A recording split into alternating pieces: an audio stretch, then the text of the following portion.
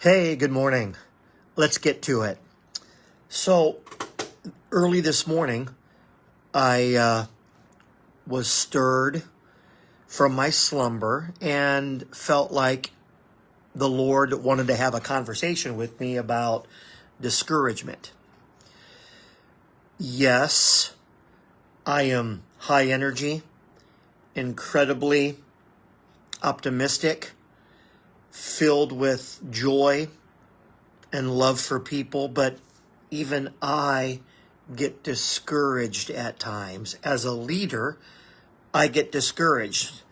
My guess is there's some leader right now, somebody with influence that feels discouraged. Now, here's the truth, okay?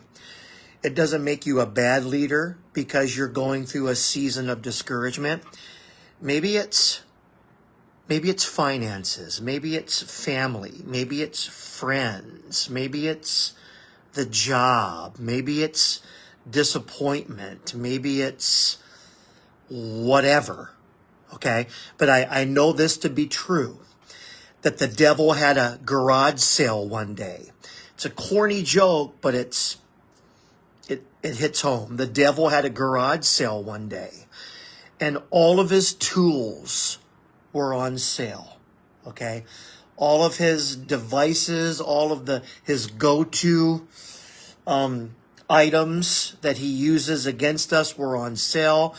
But there was one tool over in the corner, and as a customer came in, there was a sign on that tool that said, "Not for sale." And the dude was interested and said, "Hey, why is this tool, why is this not for sale?" And the devil said, "That is my tool of discouragement. I would not sell that tool at any price because it's my most effective weapon against people." Sort through that for a second. I can see it to be true because we're human beings. We're humans. As people of influence, as leaders, even people with top of the line energy and joy and love and a desire to live my life celebrating all things kingdom and all things biblical. I too at times will get discouraged. And again, let's review. There are a million different things: family, friends, finances, circumstances, disappointment, relationships, you name it, okay? But with all of that said, here is a word for the discouraged leader today, and here is a word for me as I deal and work through times of discouragement. Doesn't make you a bad leader, it just makes you a human leader. Here's what I want to get across to all of us. One of my favorite verses, and I'm gonna change the screen. One of my favorite verses is in Galatians 6:9. Paul says it. Sometimes it seems like pie in the sky thinking, but it's powerful today. Apply it, okay? Paul says in Galatians 6:9, "Do not become weary in doing good. Do not get discouraged in doing good. For at the proper time, you will reap a harvest or a reward if you do not give up." Now, none of us are leading. None of us are doing this for a reward. But I think there is a harvest. There is an end to what we're wanting to, there's something that we're wanting to see accomplished through our doing good. And at times, discouragement will rear its ugly head. Live above it. God has your back. Duh. Okay? The other thing I want to say is this, that it comes down to faithfulness. That anybody can be faithful when things are going great.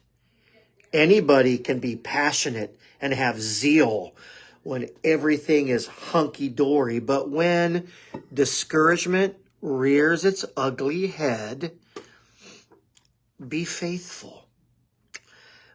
Again, I'm preaching to the choir here. Be faithful. When the kids are not listening, be faithful. When your friends don't seem like they care about you, be faithful. When there are more bills to pay than you have money, be faithful. When those who love you say hurtful things, when you feel like you're giving your very best and it just doesn't make any difference at all, be faithful. When someone calls you a nasty name, be faithful. When someone talks behind your back, be faithful. When you feel like people are not recognizing your worth, be faithful. When dysfunctional situations drain you dry, be faithful. When it seems like no one cares, be faithful. When you are scared to death, be faithful. When you can't sleep at night, be faithful. When you cannot seem to get up in the morning, be faithful. Do not grow weary in doing good, because at the proper time you will reap a reward or a harvest if you do not give up. Great is God's faithfulness. Let me end with this.